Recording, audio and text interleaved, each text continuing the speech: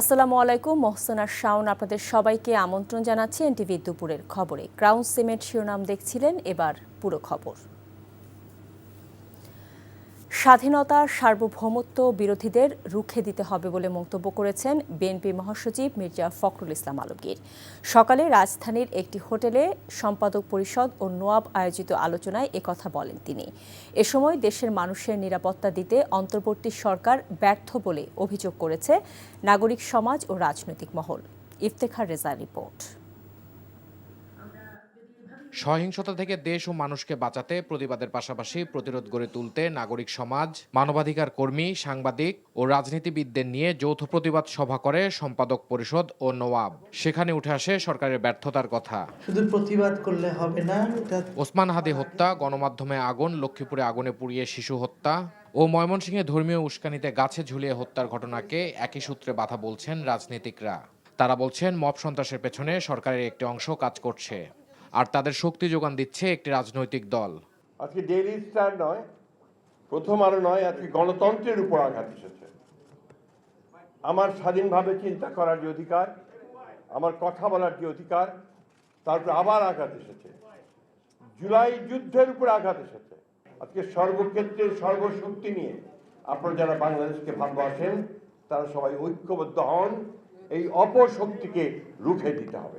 জুলাই গণ অভ্যুত্থানের নামে এই ধরনের কোনো কিছু আমরা বিন্দুমাত্র অ্যালাউ করব না, এবং কোনো কিছুর নামেই এই ধরনের ঘটনা, মিডিয়ার উপর আক্রমণ, প্রতিষ্ঠান ভাঙচুর, যেটা আইনের শাসনকে ব্যাহত করবে, এরকম কোনো কিছুর পক্ষে যারা বা সম্মতি তৈরি করবে তাদের বিরুদ্ধে আমাদের ব্যবস্থা নিতে হবে। যে এই কাজের সাথে কে বা কারা জড়িত, আমাদের প্রত্যেকেরই নিজেদের জন্য, দেশের জন্য, জাতির জন্য, আমাদের সামনে এগিয়ে যাওয়ার জন্য এটি চিহ্নিত হওয়া উচিত। তাদেরকে আইনের মুখোমুখি করা উচিত, তাদেরকে শাস্তির মুখোমুখি করা উচিত। প্রথম আলো ও ডেইলি স্টারে আগুনের ঘটনায় ক্ষোভ প্রকাশ করেন সাংবাদিক নেতারা। যখন সংবাদকর্মীরা কাজ করছেন তখন পত্রিকা অফিসের মধ্যে আগুন লাগিয়ে দিয়ে এবং দমকল বাহিনী আসবার সুযোগ বন্ধ করে দেওয়ার মধ্য দিয়ে খুব পরিষ্কারভাবে এই গোষ্ঠীটির লক্ষ্য প্রস্ফুটিত হয়েছে। যারা ডেইলি স্টারকে ঘৃণা করে তারা বলতো, এই সাংবাদিক, তোদের সঙ্গে কোনো সম্পর্ক নেই, তোরা বেরিয়ে যা, আমরা বিল্ডিংয়ে আগুন লাগাবো। সেই 26-27 জন ছাদে আটকে ছিল এবং ফায়ার ব্রিগেডকে আসতে দেওয়া হয় নাই। এটার মানে কি? আমার সরকারের কাছে প্রশ্ন, আজকে কিন্তু বাংলাদেশের মানুষের নিরাপত্তার প্রশ্ন, জাতীয় নিরাপত্তার প্রশ্ন, পুরো কাঠামো আঘাতের সম্মুখীন, নিরাপত্তার সম্মুখীন, কিন্তু মানুষের জীবনের নিরাপত্তার ঝুঁকি। কিন্তু এখন রাষ্ট্র কাঠামো, আমাদের যে জাতীয় নিরাপত্তা, সেই যন্ত্রটা কোথায়? জানুয়ারির মাঝামাঝি টাইমে আমরা একটা মহাসম্মেলন করব। সেই মহাসম্মেলনের মাধ্যমে আমাদের পরবর্তী কর্মসূচি আমরা ঘোষণা করব। মব সন্ত্রাসের বিরুদ্ধে প্রতিবাদ জানান পেশাজীবী সমাজের প্রতিনিধিরাও। ব্যবসায়ী সমাজের প্রশ্ন, সরকার কি বিদেশি বিনিয়োগ বন্ধে কাজ করছে কিনা। প্রতিবাদ সভা শেষে সার্ক ফোয়ারায় মানববন্ধন করে সম্পাদক পরিষদ ও নোয়াব। ইফতেখার রেজা, এনটিভি নিউজ, ঢাকা। দৈনিক প্রথম আলো ও দ্য ডেইলি স্টার কার্যালয়ে হামলার ঘটনায় সরাসরি জড়িত 17 জনকে গ্রেফতার করেছে পুলিশ। সিসিটিভি ফুটেজ দেখে সবাইকে শনাক্ত করা হয়েছে বলে জানিয়েছেন ডিএমপির অতিরিক্ত কমিশনার এস.এন. মোহাম্মদ নজরুল ইসলাম। দুপুরে ডিএমপির মিডিয়া সেন্টারে আয়োজিত সংবাদ সম্মেলনে তিনি জানান, গ্রেফতার সবাই হামলার ঘটনায় সরাসরি জড়িত ছিল। ভিডিও ফুটেজ দেখে এ পর্যন্ত মোট 31 জনকে শনাক্ত করা হয়েছে বলেও জানান তিনি। তবে হামলা না ঠেকানোর ব্যর্থতার দায় নিতে রাজি নয় পুলিশ। সাংবাদিকদের প্রশ্নের জবাবে তিনি বলেন, সহিংসতা পরিহার করতেই অ্যাকশনে যায়নি পুলিশ। পুলিশের মূল লক্ষ্য ছিল হতাহত এড়ানো। নগরবাসীকে নিরাপত্তা দিতে ডিএমপি সক্ষম বলেও দাবি করেন তিনি।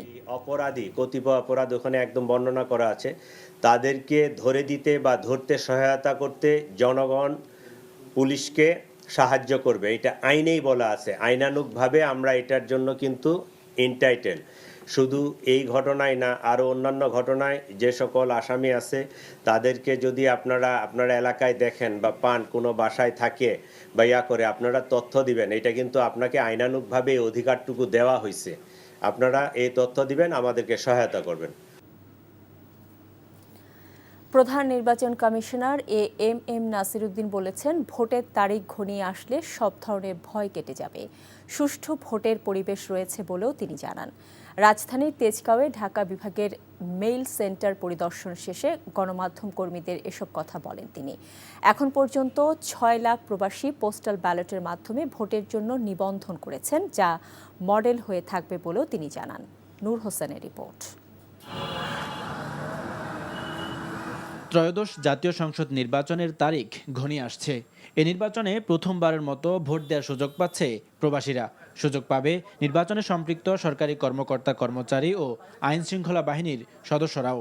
নির্বাচন কমিশনের ওয়েবসাইটে এখন পর্যন্ত 6.5 লাখ প্রবাসী ও 1.5 লাখ সরকারি কর্মকর্তা কর্মচারী পোস্টাল ব্যালটে ভোট দেওয়ার আবেদন করেছেন। পোস্টাল ব্যালট পাঠানোর কাজে নিয়োজিত ডাক বিভাগের মেইল সেন্টার সরেজমিন পরিদর্শন করেছেন প্রধান নির্বাচন কমিশনার। শেষ 3 দিনে পোস্টাল ব্যালটের নিবন্ধন বাড়ার প্রত্যাশা করেন তিনি। সারা এই যে হাইব্রিড মডেলটা, যে online registration but manually postal ব্যালটের মাধ্যমে যে ভোট কালেকশন করা, এইটা একটা মডেল হয়ে থাকবে। আমরা দেখি, হয়তো আপনারা দেখবেন যে কিছু দুষ্ত্রুটি হয়তো আপনারা খোঁজার চেষ্টা করবেন বা পাবেন। আমরা we don't claim that we have been able to introduce A perfect system. It may not be perfect, it may be improve letter. যে বছর যত দিন যাবে এটা আরো উন্নত হবে। পরিদর্শন শেষে নির্বাচনের পরিবেশ নিয়ে গণমাধ্যম কর্মীদের প্রশ্নের মুখোমুখি হন সিইসি। ভোটাররাও চায়। কালকে আমাদের আইন শৃঙ্খলা বাহিনী, আপনি দেখেছেন, সব বাহিনী প্রধানরা একসাথে জাতিকে আমরা একটা মেসেজ দিয়েছি যে আমরা সবাই এক, ইলেকশনের ব্যাপারে সবাই এক, আমরা সুন্দর নির্বাচন সবাই চাই, সবাই মিলে আমরা ইনশাল্লাহ এটা করবো। ভয় কেটে যাবে ইনশাল্লাহ, চিন্তা করেন, ভয় কেটে যাবে। দিন যতই ভোটের দিন ঘনিয়ে আসবে আপনারা দেখবেন যে ইনশাল্লাহ আইন শৃঙ্খলা পরিস্থিতি উন্নতি হবে, অসুবিধা হবে না ইনশাল্লাহ। দেখবেন আমরা তো কনফিডেন্ট আছি, আমরা কনফিডেন্ট, আমরা তো হাল ছাড়ি নাই, আমরা ইনশাল্লাহ এগিয়ে যাব। সবার সহায়তায় নির্বাচনের সব চ্যালেঞ্জ মোকাবেলার অঙ্গীকার করেন নির্বাচন কমিশনাররা। নূর হোসেন, এনটিভি নিউজ, ঢাকা।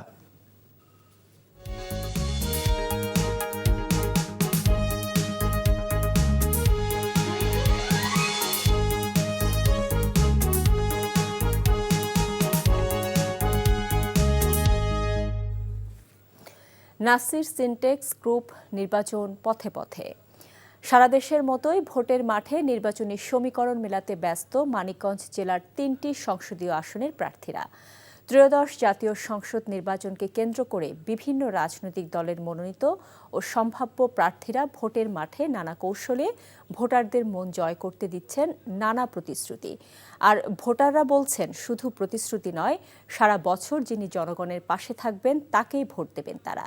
মানিকগঞ্জ থেকে ফিরে আরও জানাচ্ছেন শিউলি রায়, ছবি তুলেছেন মোহাম্মদ মোখলেসুর রহমান। নদীর দেশ মানিকগঞ্জ, পদ্মা, যমুনা, কালীগঙ্গা, ধলেশ্বরী আর ইছামতি নরম স্রোতে গড়ে ওঠা এই জেলার ইতিহাস দীর্ঘ ও ঐতিহ্যের গভীর। এবার সেই ঐতিহ্যের জেলা প্রস্তুতি নিচ্ছে ত্রয়োদশ জাতীয় সংসদ নির্বাচনের। বিগত 3টি জাতীয় সংসদ নির্বাচনে ভোটাররা ভোট দিতে পারেনি, তাই এবারের ভোটারদের আগ্রহ অনেক বেশি।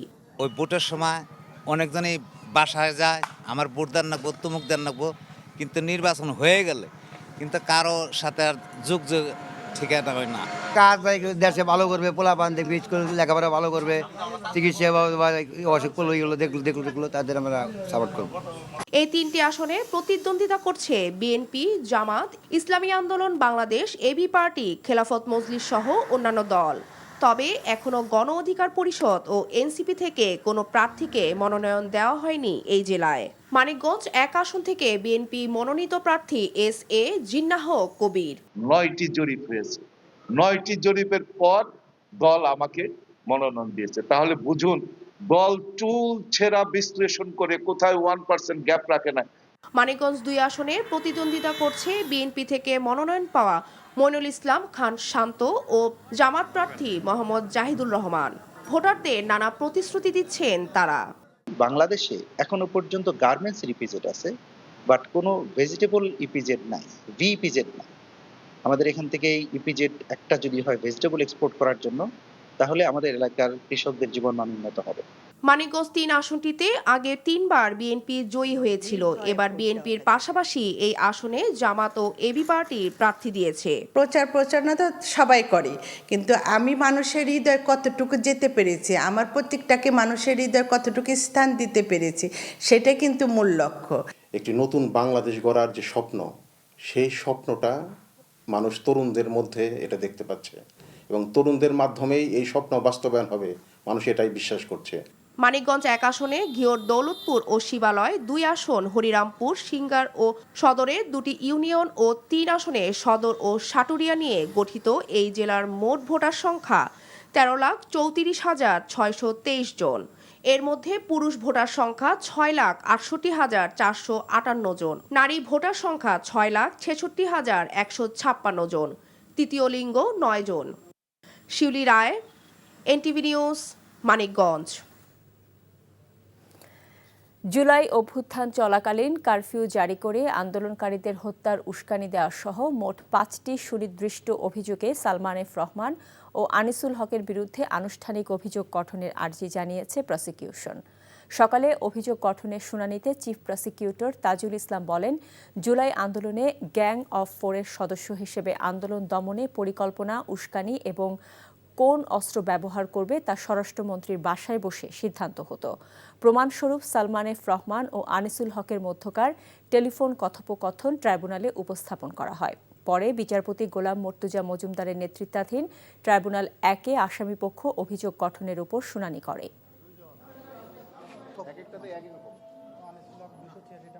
আর্মিকে ইনভলভ করে একটা সেনাবাহিনীর মাধ্যমে সেনাবাহিনীকে বিতর্কিত করে সেনাবাহিনীকে ব্যবহার করে বা সামরিক শাসন জারি করে ছাত্র জনতার অভ্যুত্থানকে দমন করা, এই পরিকল্পনা তারা একইভাবে প্রধানমন্ত্রীকে দিয়েছেন।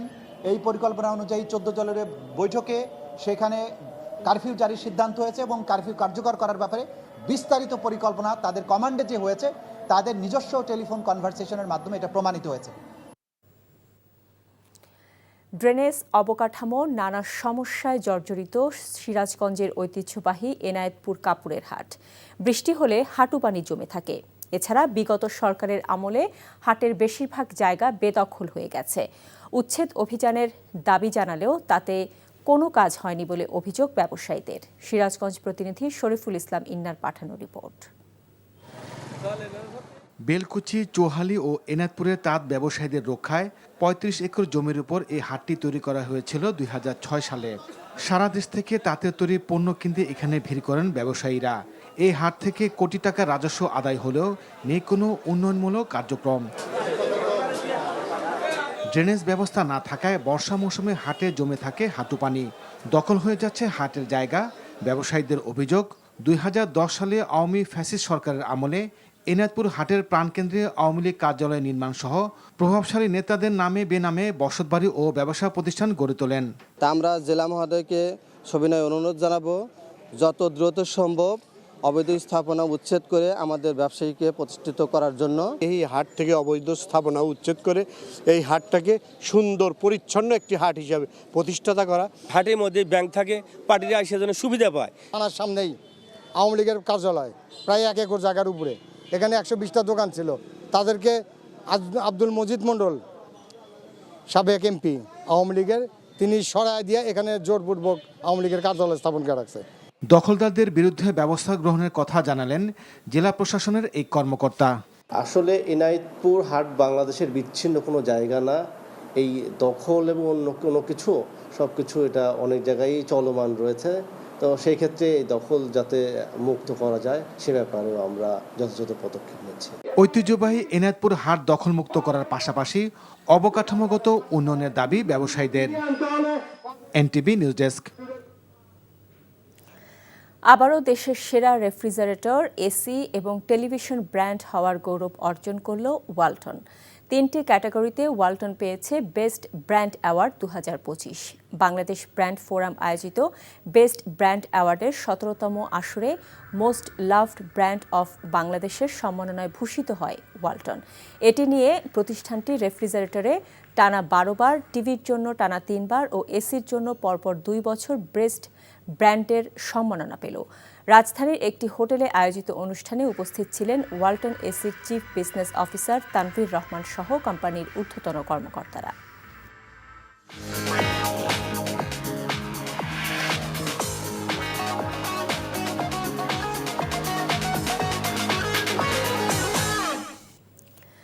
মার্কেন্টাইল ব্যাংক অর্থনীতির খবর। দুর্বল বিকেন্দ্রীকরণ, শহরমুখী কর্মসংস্থানের প্রবণতা ও অপরিকল্পিত নগরায়ন সহ নানা কারণে ঢাকামুখী থ্রি হুইলারের সংখ্যা প্রতিনিয়ত বাড়ছে। এজন্য থ্রি হুইলার নিয়ন্ত্রণে বাহনটিকে দ্রুত নীতিমালার আওতায় এনে তা যথাযথ বাস্তবায়ন করার সময় এসেছে। রাজধানী ধানমন্ডিতে সিপিডি কার্যালয়ে আয়োজিত শহরে যাতায়াত ব্যবস্থায় ব্যাটারি চালিত থ্রি হুইলার রিকশার চ্যালেঞ্জ এবং তা উত্তরণে করণীয় নিয়ে সেমিনারে এসব কথা বলেন বক্তারা।